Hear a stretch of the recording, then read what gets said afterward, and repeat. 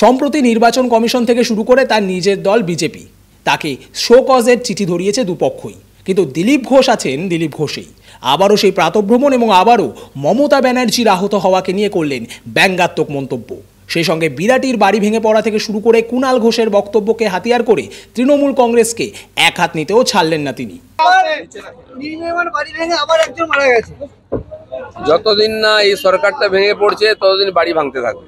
কারণ এই যে কাটমানি খেয়ে বা ঘুষ দিয়ে পুরনো বাড়িতে লোককে রেখে তাদের জীবনকে সংকটে রাখা হয়েছে, এই যে দুর্ঘটনা হচ্ছে তার দায় কে নেবে? কটা টাকা দিলে হয়ে যাবে?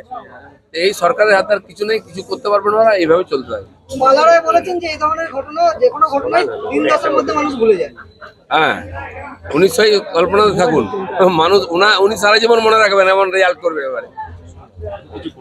কুণাল ঘোষ কালকে বলেছে যে আপনাকে হারানোর জন্য বিজেপির একাংশ নির্দেশ পাঠিয়েছে তৃণমূল, মানে কুণাল ঘোষ টিএমসিটা নিয়ে ভাবুন, পার্টিটা উঠে যাচ্ছে, এরপরে কোন পার্টিতে জয়েন করবেন ঠিক করে রাখুন। যে নিজের পদ চলে গেছে, যাকে গায়ে মারে না আপনি মোড়ল। বিজেপি নিয়ে ভাবার অনেক লোক আছে, সারা দেশ ভাবছে বিজেপিকে নিয়ে। মোদির মতো নেতা আছে, দিলীপ ঘোষের বিরুদ্ধে চক্রান্ত করে ওরা কিছু করতে পারেনি, অন্য কেউ কিছু করতে পারেনি। নেচে নিন, শেষ ইলেকশন তো, 4 জুনের পরে রিটায়ার্ড হয়ে যাবে। মমতা বন্দ্যোপাধ্যায় তো 1 এপ্রিল থেকে প্রচারে নামছে, উনি প্রচারে একদিন নামেননি কেন সেটা তো জিজ্ঞেস করুন। আর মাথার ওই স্টিকারটা কবে খুলবেন? ভোটের শেষ হওয়ার আগে না ভোটের পরে খুলবেন? এটাও বলে দিন। ওটা কি মানে ভোটের পলিসি? হয়তো ভোটের আগে চোট, এটা তো ভোটের রেসিপি। হাত পা ভাঙবে, মাথা ভাঙবে, কোথাও কোথাও চোট লাগবেই।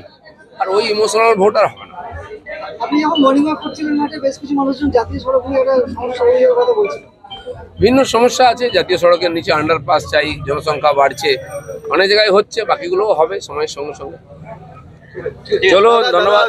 বর্ধমানে যারা আপনি যখন সভাপতি ছিলেন, পুরনো কর্মী যারা ছিল তাদেরকেও অনেক সময় দেখা যাচ্ছে আপনার প্রচারে, এবং অনেকেই আসছে। প্রচার তো শুরু করিনি আমি, জেলা নেতৃত্বের উপর অভিযোগ। আমি সেই কর্মীদের সঙ্গে দেখা করছি গিয়ে। কালকে ভাতারে গেছিলাম, আজকে গলসি যাব। আমি জানি অনেকে অসুস্থ আছেন, অনেকে আহত আছেন, হাত পা ভেঙে দিয়েছে মেরে, তাদের সঙ্গে দেখা করছি আমি। যখন প্রচার শুরু হবে সব বেরিয়ে পড়বে, ওরাই নেতৃত্ব করবেন।